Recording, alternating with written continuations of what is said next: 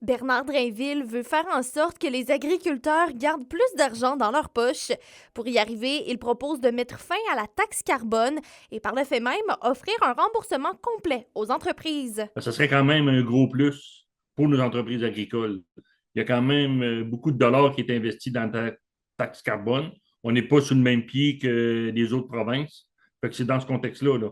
On est sur les mêmes marchés, mais on ne compétitionne pas, c'est de la même manière. La taxe carbone a un réel impact sur les producteurs de la région. En 2025, là, l'impact au niveau provincial, on parlait d'environ 85 millions.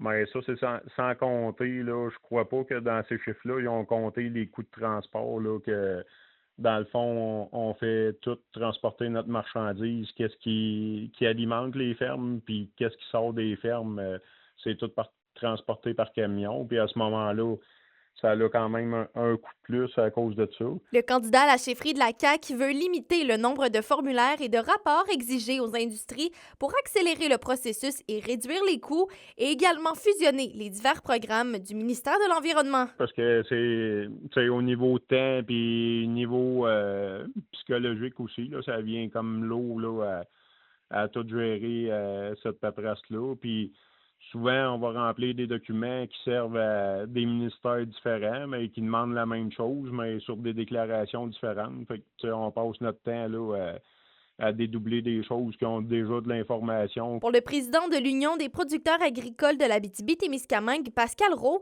les propositions de l'aspirant premier ministre sont intéressantes. C'est un bon point, oui, qui propose des choses au niveau de l'agriculture. Puis on espère qu'il va y avoir un certain rayonnement à travers ça, là, de la machine gouvernementale, là.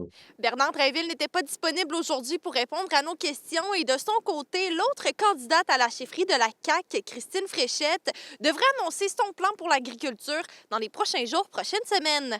Roxane Caillouette pour RNC Nouvelles.